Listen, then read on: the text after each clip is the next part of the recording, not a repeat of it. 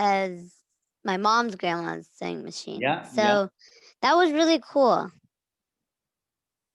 Yeah. And I loved looking at all the pictures and stuff. Yeah. And now I realize Baba does love the color pink. In fact, he used to wear a pink coat also. Yeah. It's a very soothing color.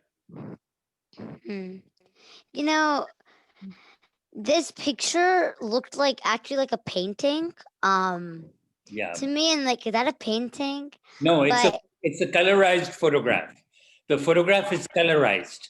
So like it was in black and white, and then it got like. Yeah, it was black and white, and then it was colorized by an artist. Oh, that's why it looks so like painted. But that's so cool. And like so I think it was give me a second. I think it was maybe a month ago, or give me a second. Maybe even like November or early December. So like on the weekends, or never mind. So my mom told me to look at this picture of Baba, like well, it's probably in our room, but she told me to look at it, and then she told me like wait, what did you say? Like, didn't you say Mom, didn't you say like just imagine he's like there in real life or something? Yeah. Yeah. How long ago was this, Sahana? Probably like a month ago, or even in November, late November or early December. Where's your brother Soham today? Oh yeah, so he is going to be late. Unfortunately, now he has lacrosse practices that end at 4. Ah. So last time he joined like the last 15 minutes, but I told Myron today, I said, listen, he's gone to pick him up. So I told him okay. when I just want to know where he is. Yeah. So he should be calling in, I hope, on the way home. Sahana, did you text Leia? No, but I will. Don't worry. Hi, Ian. Hi. Give me a second. Jai Baba. Jai Baba, Nashti. Jai Baba, Jai Shri. Jai Baba. I can say Jai Baba. Jai Baba. Jai Baba. I was thinking about this. Like, literally every single Baba lover knows every other Baba lover. Literally. That's what we call. That's what we call family. The Baba family. Yes. 1, 2, 3. Now, Ian, where are you from? Pittsburgh. From Pittsburgh. Pittsburgh. And what are your parents' name? Sakshi and Rama.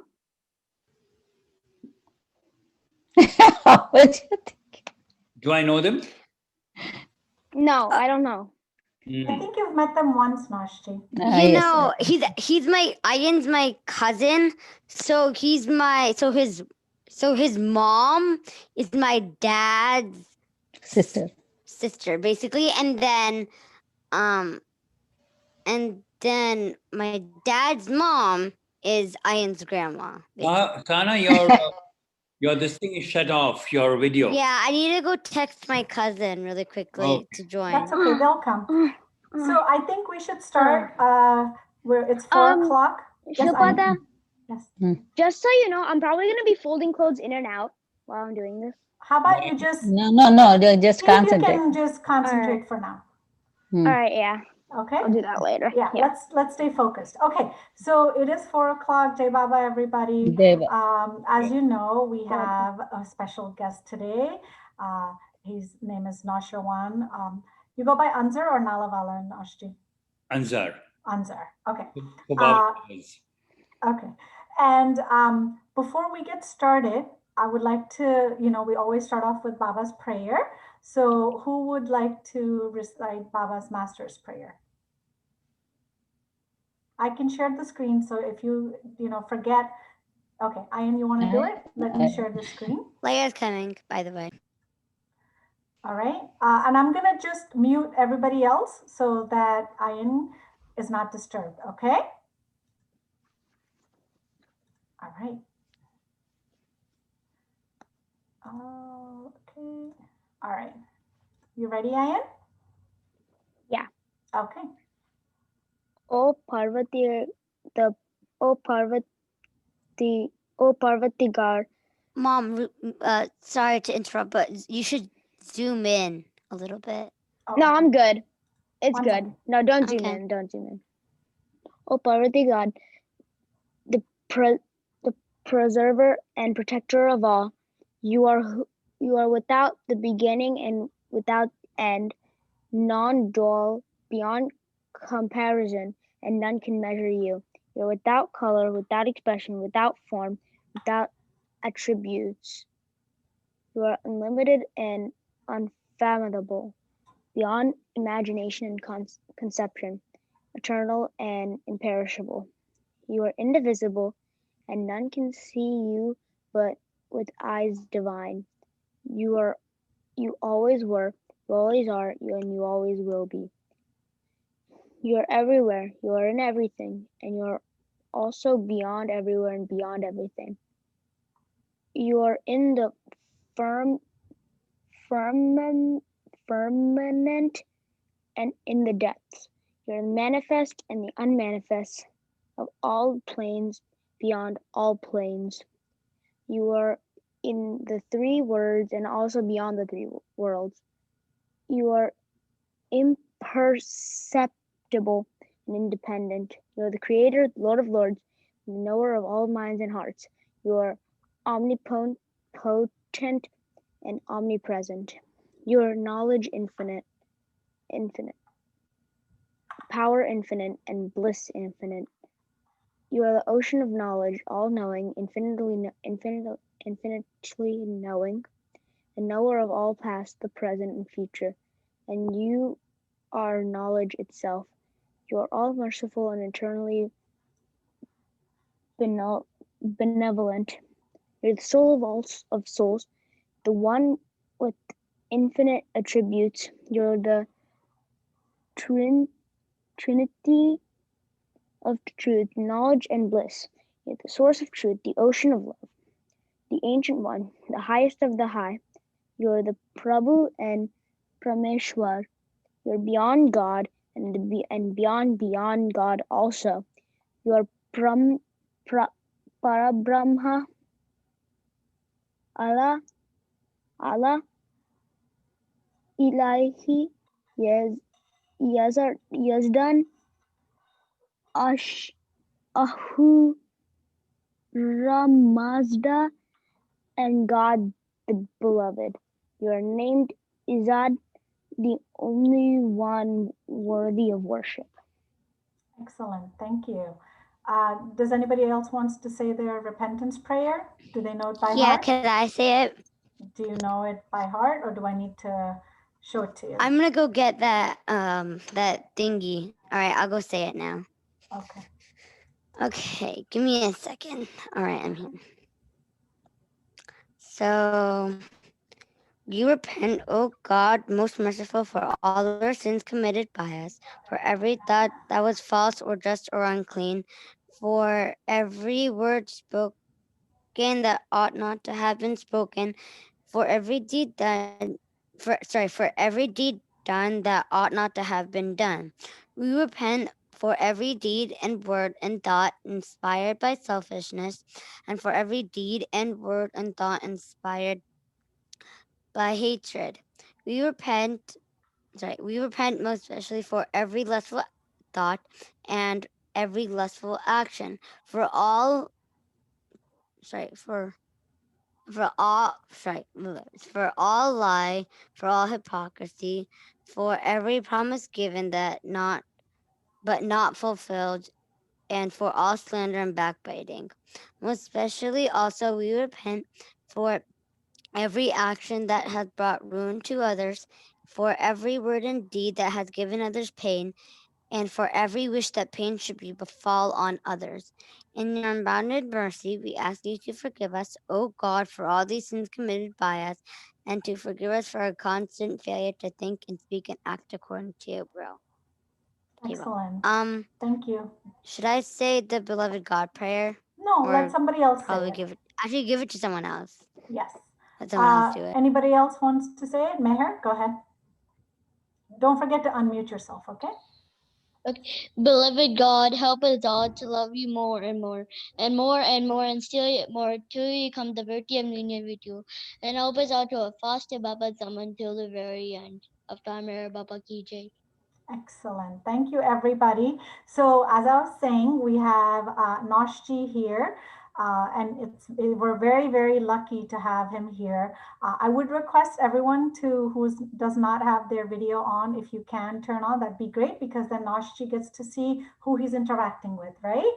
All right. So that'll be awesome if everybody can turn on their videos, and limit your movement as much as possible so that it gets a little nauseous sometimes if we see you guys moving.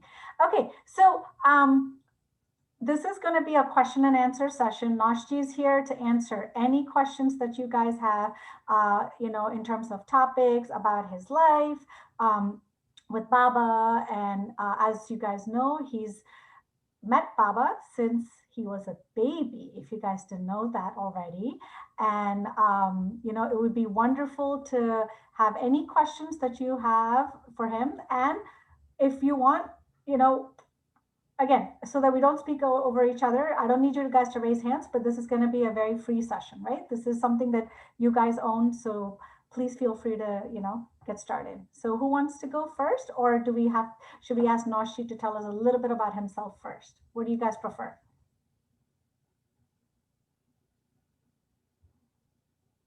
Okay. And remember, can I add one more thing? Noshji is actually, by profession, he is a journalist. So today, you guys get to be the journalists interviewing him. And so let's kind of do a role reversal, okay? So I do want everybody to participate. So please go ahead and get started and start asking questions. Okay, Sahana. So, I'm not, well, so my question is, when was the first time, what year, sorry.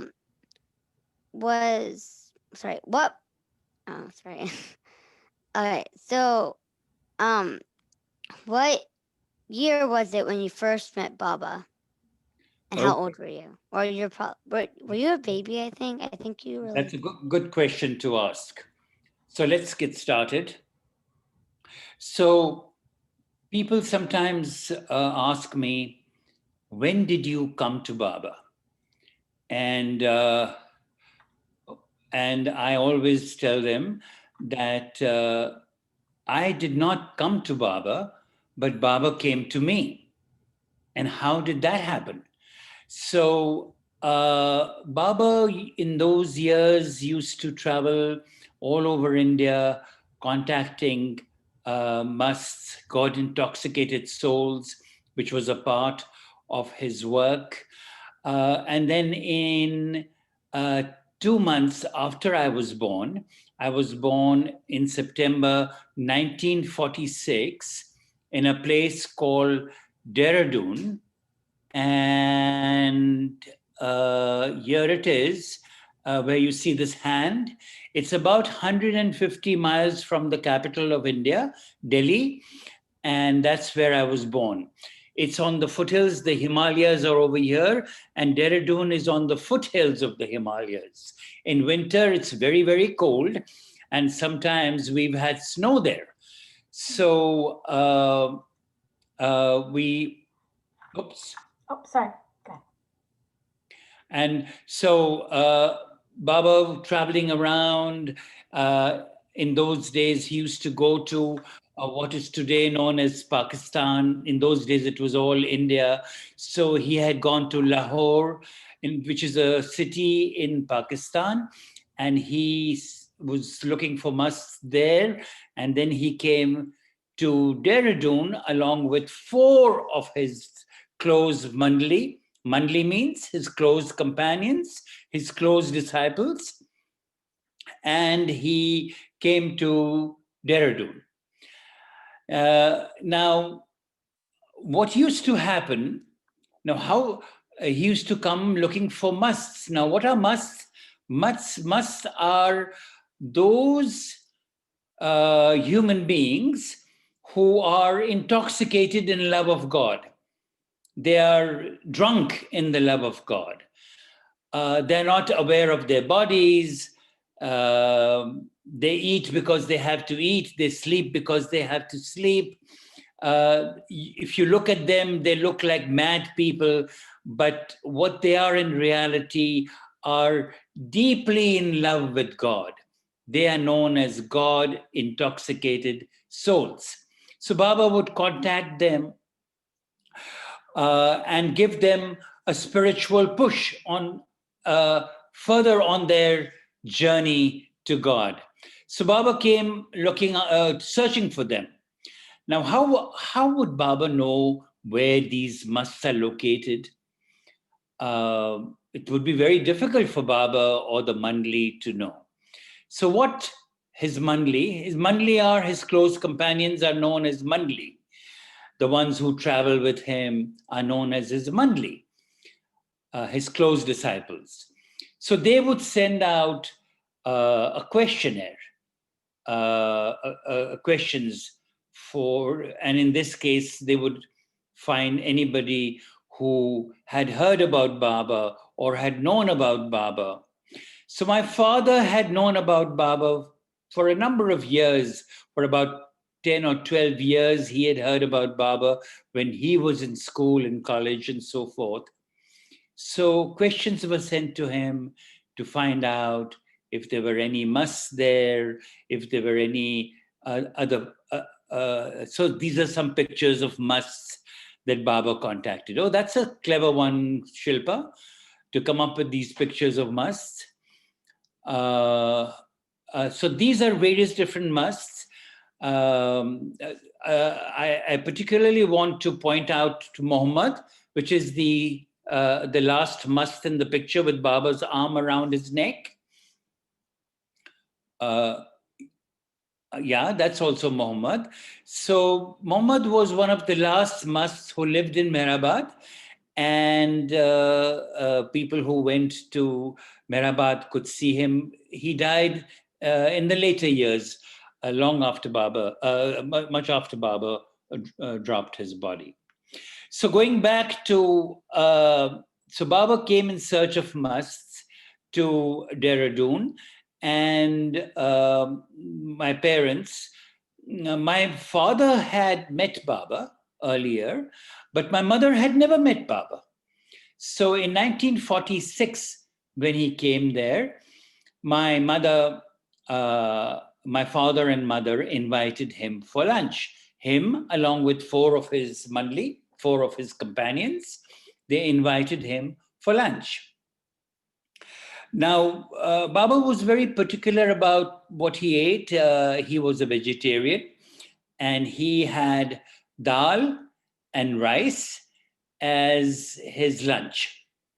He would have lentils, and what he enjoyed was, we'll come to that later, Shilpa, this picture. He enjoyed onions, fried onions on his dal and rice.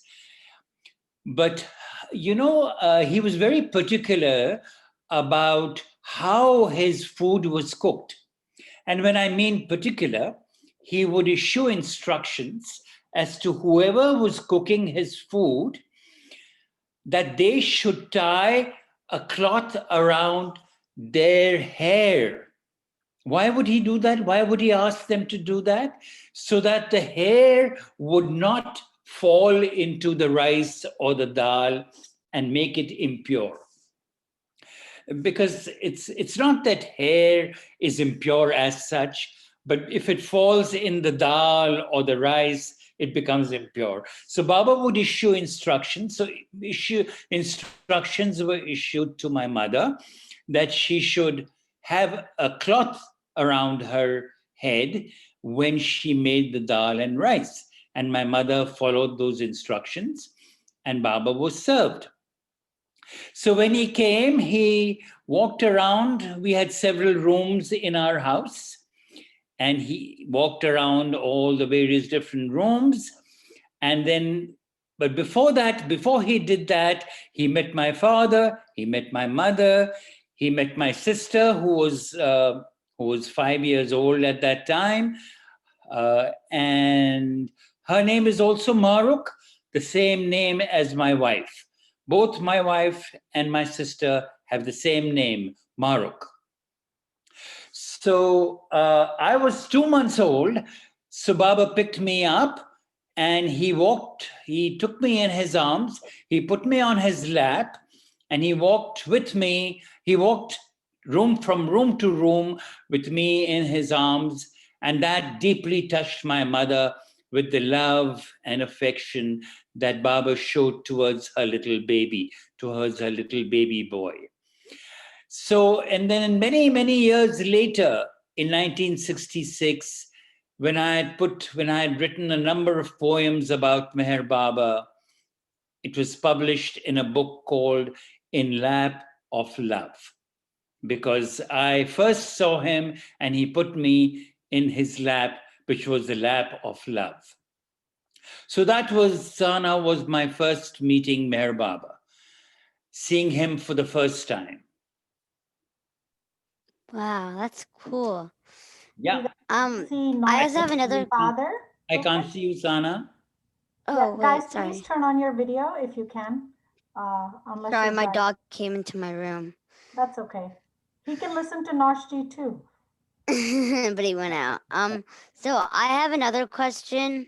I wrote down a bunch of questions on my iPad, but well, I want to give other people a chance, so I'll come back later. Okay. Okay, that's great. Who has another question? Ayan, you want to ask your question now? Yeah, sure. Do you meet Meher Baba another time? Yes. So By that I mean like something that you actually like. Do you remember ever meeting Baba? well, I don't remember when I was 2 months old. Yeah. But when you meet Baba, even at that age, even when you're 2 months old, the seed of his love he plants in your heart. So that's what happened to me. He planted that seed of love in my heart, even at that age of 2 months. And then in 1950, Baba came to my house again. And that was what was known as the new life. I won't go into the details of the new life, but that was a period when Meher Baba traveled on foot along with 24 of his companions. Wow. Yeah, 24 companions. He walked on foot from Ahmednagar to various different cities. He went in cities in Maharashtra, state of Maharashtra. Then he went to Uttar Pradesh. He went to Banaras, which is known as Varanasi today. He spent time there. Then he came to Dehradun. So he spent quite some time in Dehradun, in a place that is known as Mafi Majri, which is now been renamed officially as Meher Mafi. Meher Mafi after Meher Baba. So what happened was that he came walking all the way, and then my father, who lived in Dehradun, as I mentioned to you, and now do you see the picture of this man giving something to Meher Baba? Do you see that picture? Yes, I do. Yeah. Now that picture is my father giving Bhiksha to Meher Baba. So cool. Now, what is Bhiksha? Wow. Bhiksha is alms that when some beggar comes to your house and says, can you give me some money that's known as alms, ALMS. But in this case, Baba took bhiksha of food. So what my father is giving is food to Baba, dal and rice. And Baba is holding a bag, which what was written on the bag was Prem se bhiksha dijiye, which is it was written in Hindi, which means give alms with love. That's what it means. So this was, but before this, this was a picture taken in Marjorie Mafi. But before that, say about 3 hours before Baba took alms from my father, he also took, this was the last time that Baba took alms ever during this period of the new life. But the second last time, he took alms from Baba and I was present. So what had happened was, so what had happened was that Baba, along with a group of his companions, came and met at a place in Dehradun called the Rispana River. Now, the Rispana River was a dry riverbed. So from one side, I came, my father, my mother, my sister, and myself. We came in a tonga. A tonga, you know, is a one-horse carriage. We came in a tonga to Rispana River, along with the tiffin carrier, which contained rice and dal. And Baba came from the other side, along with his companions. And he was wearing a green turban and a kafni. Now, when you see that picture, that long robe that Baba is wearing, that's known as a kafni. Oh, well, how come it's called a kafni? A kafni is worn by mendicants.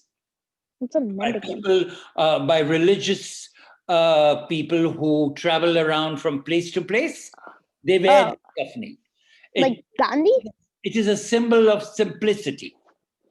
And that is why kafni is worn, and Mer Baba and all his companions wore kafni, although the other companions are not wearing it at this time, but he wore a kafni and he wore a green turban. And green also has a religious significance. It also has a significance of purity, the color green.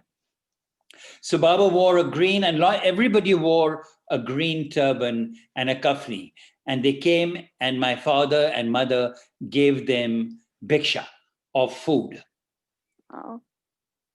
So it seems that I'm doing all the talking. Why don't you ask me another question? Feel free to interrupt. Laia has a question. Who? When you saw Baba, did he stand out from everyone else? Yes, that was the beauty of Meher Baba's personality. He was about 5 feet 7 inches tall. But if there was people who were 6 feet 5 standing next to him, for some strange reason, it seemed as if Baba looked taller than everyone else. He had a magnetic personality. He had a beautiful personality. And whenever, even if he was in a crowd of people, he stood out because of his magnetic personality. Even when, now let me tell you a little story. When I saw Baba in 1950 and then again in 1953, when Baba stayed in Dehradun for a year, he had long hair. He had hair up to his shoulder length. He looked beautiful. He was young, vibrant, traveling around. Then in 1962, Meher Baba held what was known as the East-West Gathering. At this gathering, thousands of people came from the West, from America, from Switzerland, from England, from Israel, from Iran, from all over the country, from all over the world. And a very large number came from India. And the way they had set things up, a lot of people came from, like, for example, there was a huge pandal constructed. Here is a picture. Shilpa, I must congratulate you. You really got your finger on the pulse. I'm trying.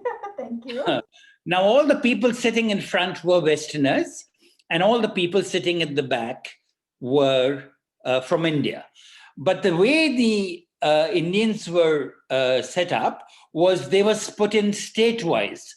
So you had, say, Uttar Pradesh, Andhra Pradesh, Madhya Pradesh, Delhi, Kashmir, and so various different states. So you had to sit exactly where your state board was put on the pole.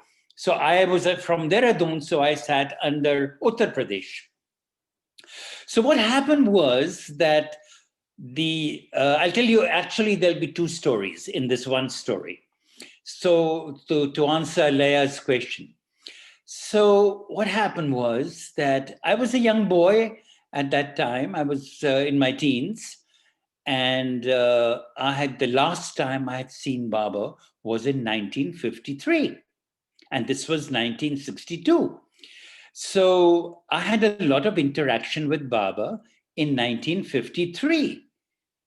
But then there was the lapse of so many years. So as I was sitting there along with my other state Baba lovers, this thought ran through my head. So no, let me backtrack a little. So we were all sitting and Baba was not on the stage. And everybody was getting impatient, and there was a hubbub, there was a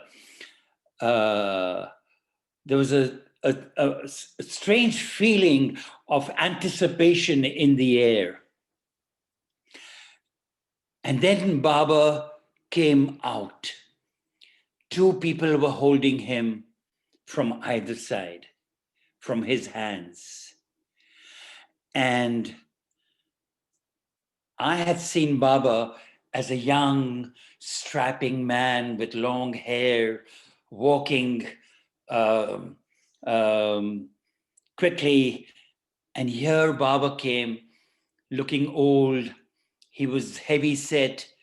But as he came onto the stage, thousands of people with one cry shouted, "Avatar Meher Baba ki Jai."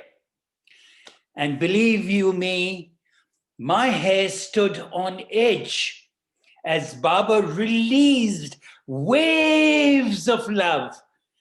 And what you saw at that moment, people stood up and started shouting, "Avatar Meher Baba ki Jai," over and over and over again. And as I saw people, tears were rolling down their eyes. So it didn't matter whether Baba was a young man with long hair and walking briskly, or he was heavy set, looking old. What really mattered to people was that he was showering them with love. He was releasing his love to encompass everyone there. So at that moment, after he sat down, this thought came to my mind. A lot of thoughts come to your mind in Baba's presence, and this thought came to my mind. If Baba were to see me just now, would he recognize me? Would he know who I am? At that very minute, Jasawala, his secretary, came onto the mic and said, Baba wants Naosherwan to come onto the stage. I was stunned. I could not believe this. That the moment I thought that Baba wanted, that whether Baba would recognize me, he would call me. Baba read the thought in my mind, but he also read the thought in my heart. And I walked over to the stage and I sat on the stage at his feet. And of course, a number of things happened. A number of experiences happened as I sat. But let's continue with the questions. That's amazing. Thank you, Nashji. Meher has a question. Yes, Mayor. What was your experiences with Baba? There are several, because I met Meher Baba many times. But let me tell you one small one that is in keeping with your age. Of course, you're a lot older now, but in 1950, I was about 5 years old. So I was given, so what had happened was that I told you earlier that Baba was staying at Mafi Majri along with his companions during the new life. And he would go to Hardwar, he would go to Rishikesh, he would go to a place called Motichur for his mast work. And then he would come back, he would go early morning, he would go to these places, and then he would come back in Mafi Majri. But then he decided that from there, from Mafi Majri, he planned to go to Delhi, to stay in Delhi during the new life. But the place where he was going to stay in Delhi was not ready. There was some construction work that had to be done. So Baba asked my father if he can find a place for him and a few of his mandli to stay. So my father, fortunately, found the house across the road from where we lived for Baba to come and stay. We were staying in 36 Lytton Road, and this house was 29 Lytton Road. It was across the street from us. So while the adults, that is my father and mother, could only go and see Baba when they were called, I had the liberty as a 5-year-old to walk in whenever I felt like. I would just walk in and meet Baba, see Baba, meet the women mandli. Mani was there, Mera was there, and other women mandli were there, and so forth. So one day, as a 5-year-old, I walk in and Mani meets me at the door. And she says, Naosherwan, you've come. And I say, where is Baba? So Mani tells me, Baba is sleeping, is lying in the other room. He is resting on. So she says, why don't you go and see him? So I go and see him and I find, mind you, I'm a 5-year-old. And I go in and I see him and he is resting on the floor.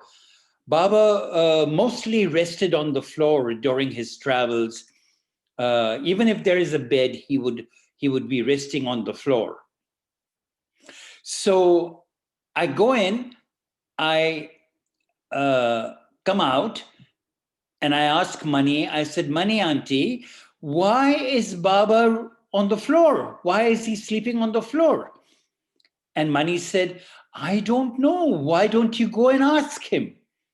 So I go in, I have a chat with Meher Baba, and don't forget that Meher Baba was silent. But I have a chat with him. I don't remember how. And I come out and Mani asks me, did Baba tell you why he was sleeping on the floor? And I said, yes, Baba did tell me. So many years later, when Baba, I love this synchronicity. So when Mani would often narrate this story to people in Mandali Hall, she would particularly make it a point of narrating the story of my being a 5-year-old and meeting Baba in the room and chatting with Baba and Baba answering my questions. Her point was that a 5-year-old could communicate with Baba in silence as much as an adult or a philosopher or anyone else of any age could communicate with Meher Baba. So silence was never an impediment for Meher Baba to communicate with people. And that was the beauty of his avatarhood. In his silence, he communicated with everyone. Awesome. We have Ayan next. Oh? Ayan? Yes. Okay, so I basically have two. Ask me the first one. Okay. My first one is why do people say Baba dropped his body instead of the fact that instead of he died? Right. That's a good Why question. do people say drop his body instead of died? Right.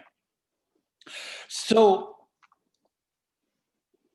Meher Baba is God in human form. There's no two ways about it. Okay, fair. Yeah, that is true. Yes. And God does not die. God is omniscient. God is omnipresent. So Meher Baba may have dropped his physical body. That means this physical body, his body of with his eyes, his face, his body with his arms, legs. He may have dropped that body, but Meher Baba as God is ever present in our hearts, in our minds, in our souls, and in our lives. So he only drops his physical form, but he always remains on this earth, in this universe, guiding everybody on their spiritual path. So that's why we say he dropped his body. He did not die in the literal sense of the word. And when he was not even buried. Meher Baba was not buried. Meher Baba was interred. And I'll spell it out for you. Interred.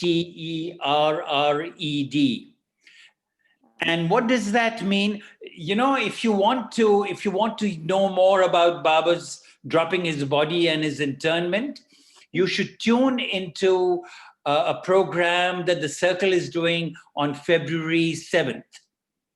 February 7th. So At what time? Tune in, and 3 people are going to talk about Baba's dropping his body and his internment. Okay, so I didn't mean to digress, but I wanted to mention this. Okay, so internment was when Baba's body, they did not want, even out of respect for him, they did not want to defile his body by either burning it or anything. So they put his body lowered it into the tomb that was prepared for him many years earlier. And then a big box was put on his body. And that is how, and then dust was put and it was covered up. So that was how his body was interred. Yikes. What was the second question? My second question is, well, from what you were talking about, I pretty much have 3 now. Ask me one by one. I can't answer 3 at the same time. I know. I'm just gonna ask one now, and then I'll hope that more don't come up. Okay, that's fine. Okay. So my question is, are any of his companions, are any of them like remembered at all? Of Or is it course. just him? No, of course, his companions, his mandli, they lived in a small little village called Mehrazad for a number of years after he dropped his body.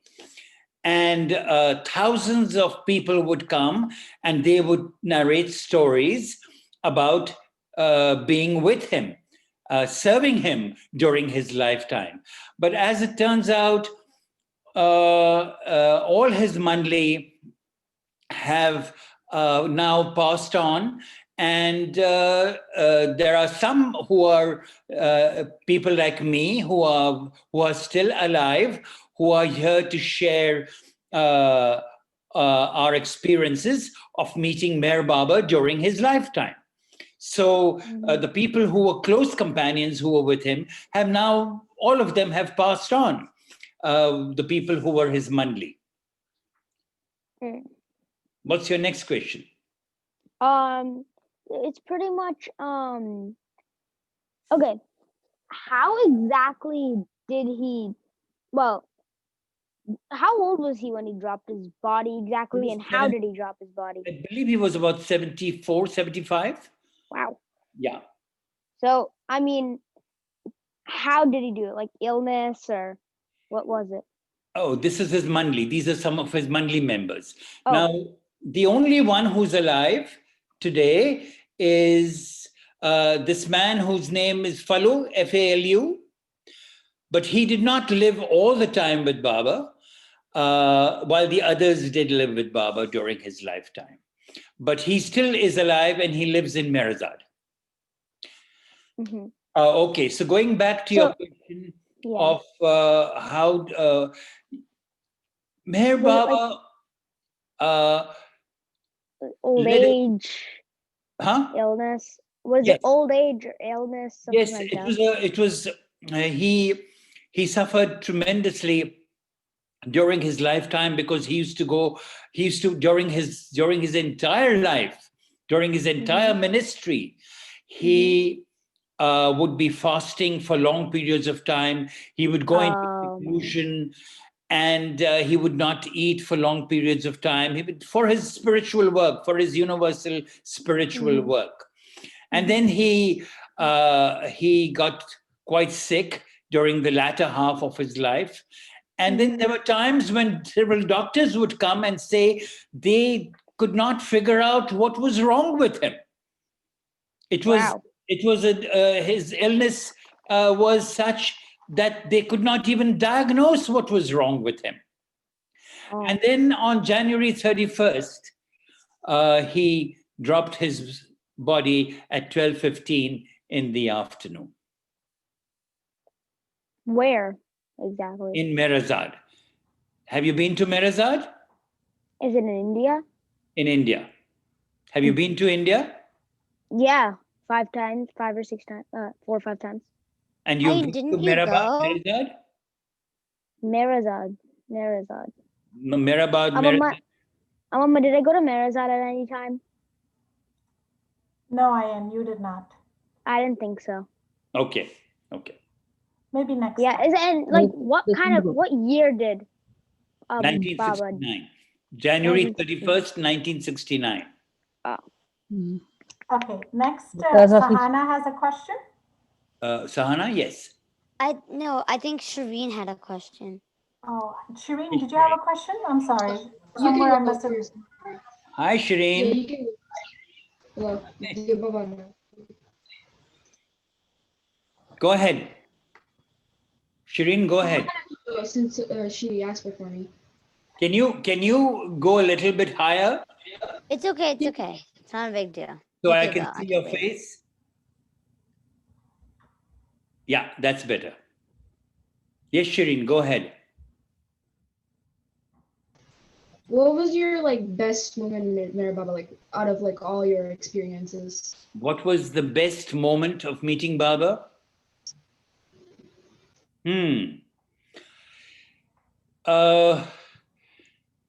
I'll try and give you an answer in the simplest possible way, because it might be a little technical, spiritually technical, but I will explain it in as simply as I possibly can. Okay. So in 1965, March 4th, 1965, Baba invited me to be in his presence in a place called Guru Prasad, which was a place in Pune. It was a palace of the Maharani of Baroda, and she would give this palace for Meher Baba's use during the summer months. And Baba used to stay there with his companions. And I was invited to be in his presence. So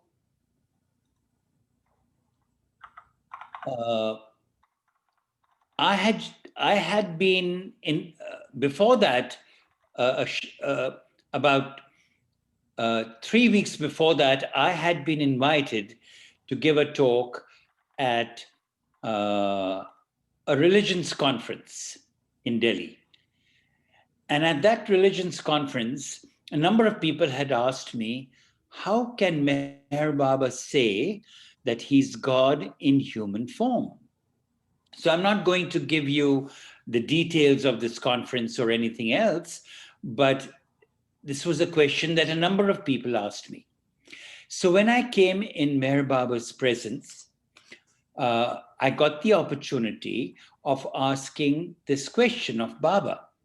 So Baba said, I said, Baba, a number of people asked me this question, how can Meher Baba say that he's God in human form?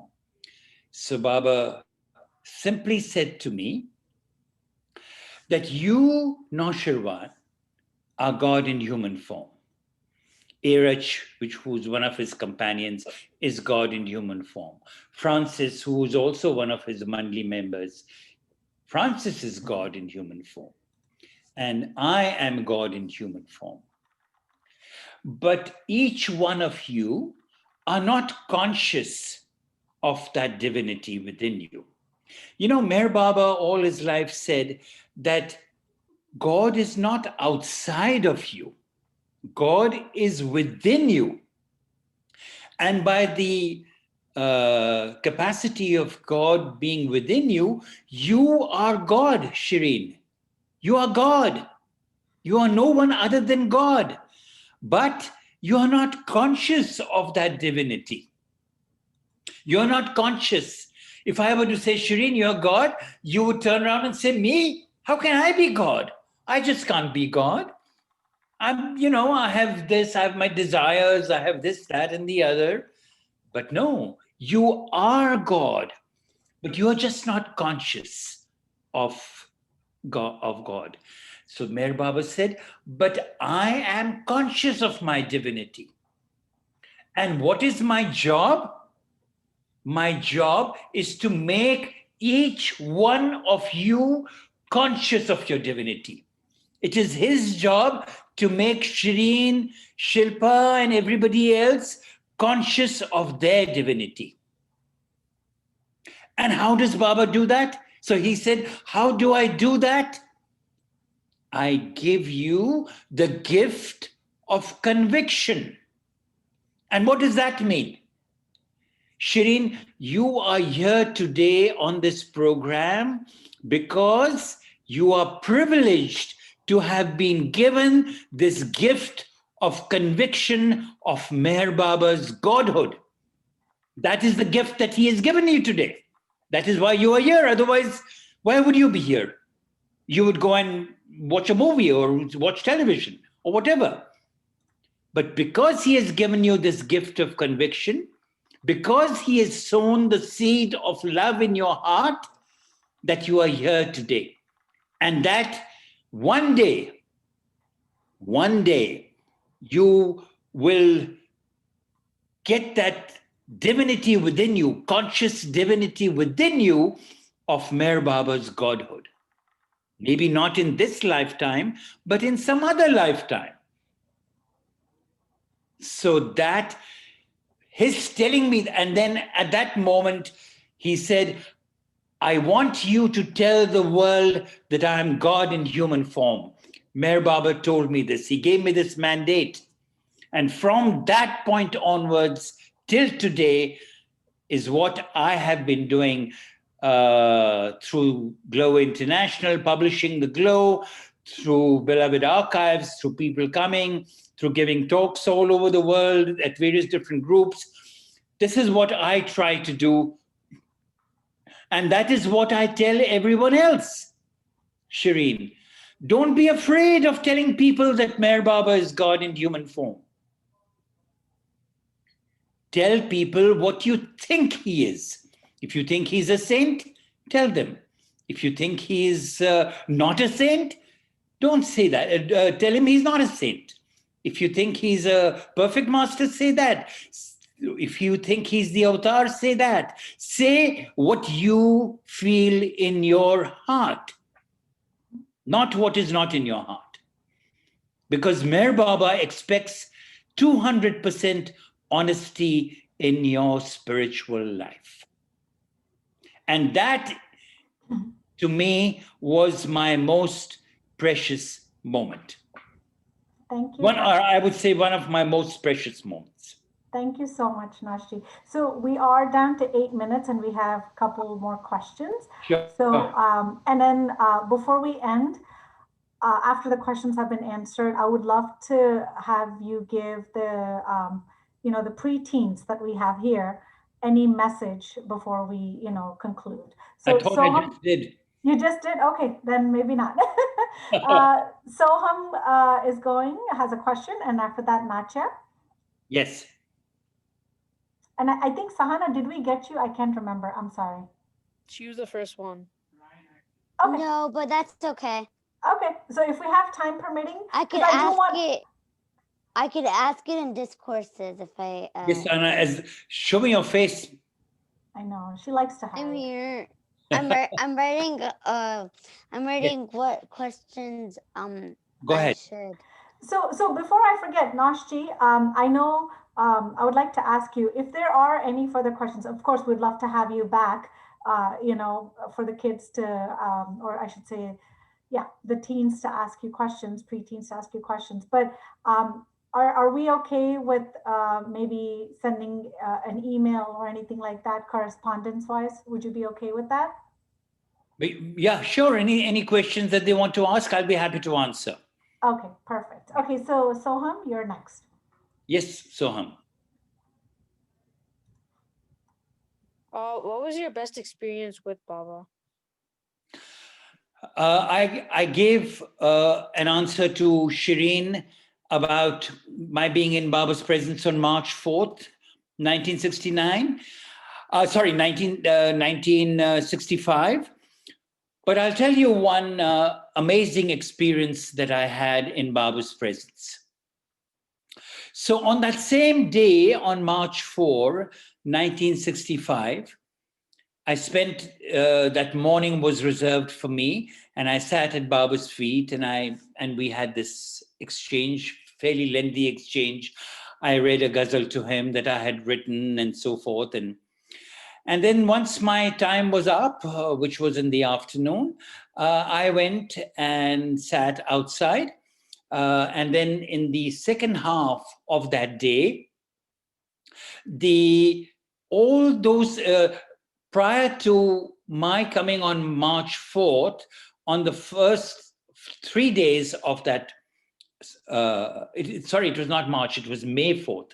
So 3 days earlier, there was a Sahavas of people who came for Baba's Darshan program, and I could not come from the first to the third, there was a Sahavas program. So there were a very large number of volunteers as well who never got a chance to be in Baba's close proximity.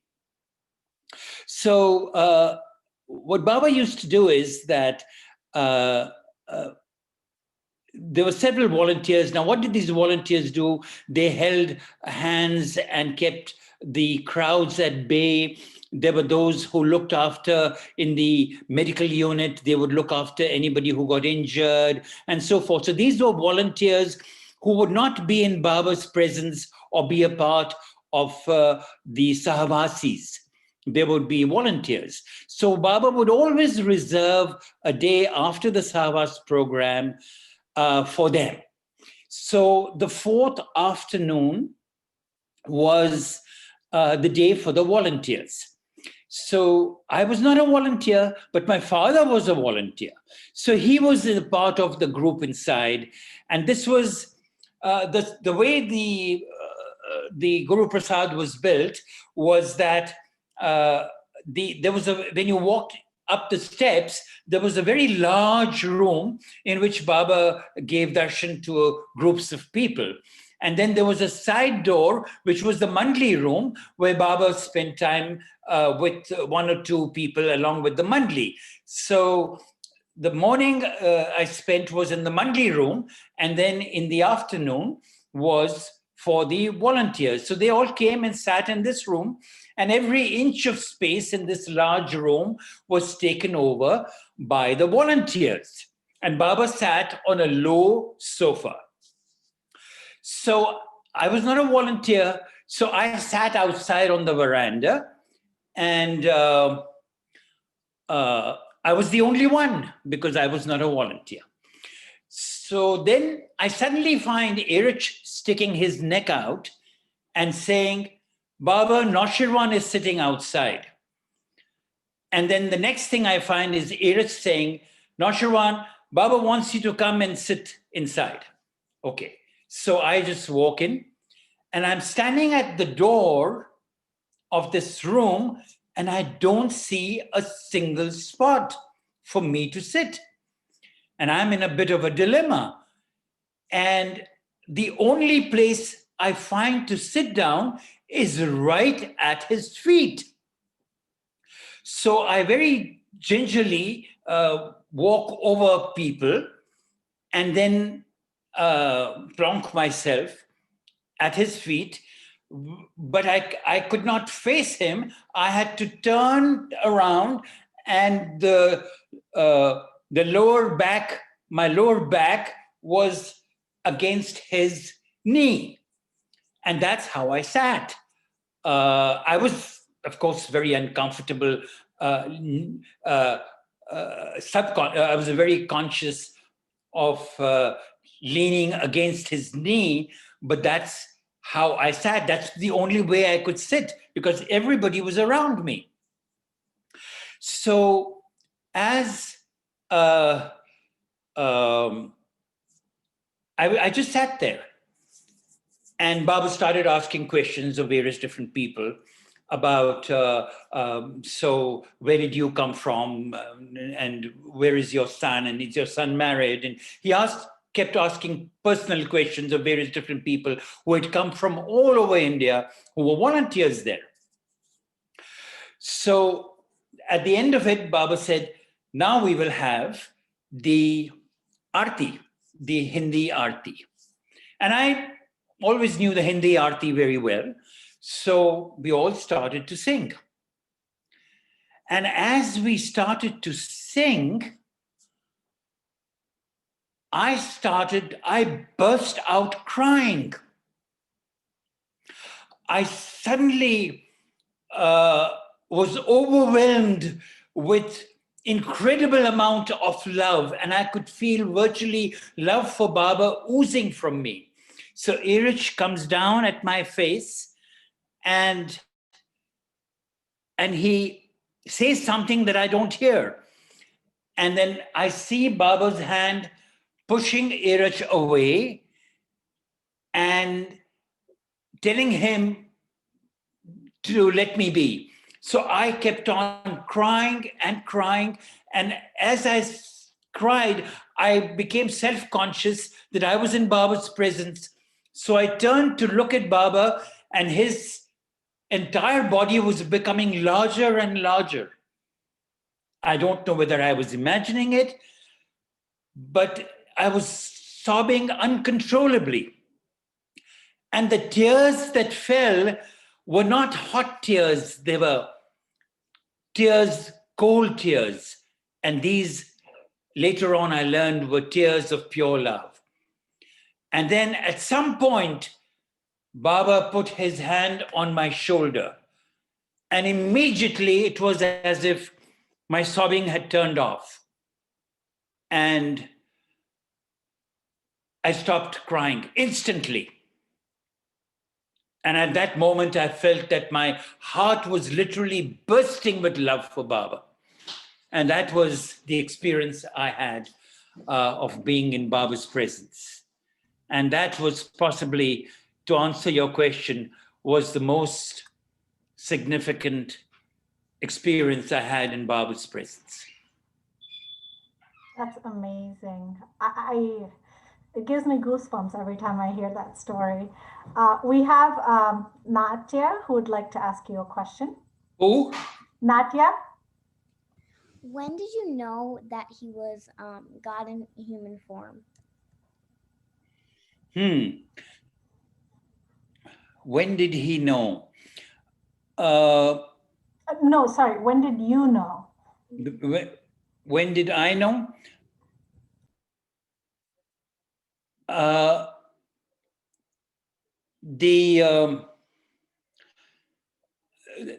grew up in Baba's presence, so that experience I always had of knowing Baba's divinity. But this example, the story that I narrated to you just now, gave me a glimpse of his divinity. This gave me a glimpse of his divinity. And I knew that Meher Baba is God in human form. But then I always accepted Baba as God in human form. In my several different meetings, I had one experience or the other. And as I mentioned to you earlier, in 1962, at the East-West gathering, I was thinking about Baba and he summoned me. And at that very moment, I knew that Baba was God in human form. I always accepted Baba as God in human form without a doubt. But then as I went along, it got reiterated more and more and more. Does that answer your question, Natya? Yes. So I think we had everybody here ask a question. Nashti, we are incredibly thankful for your time. I know you're very busy. You're writing your new book as well. So we would love, I second Shailaja, we would love to have you back if we can sooner, than later. Do you guys have any final comments to Nashti that you guys want to, Well, if any of the young ones want to send me a question by email,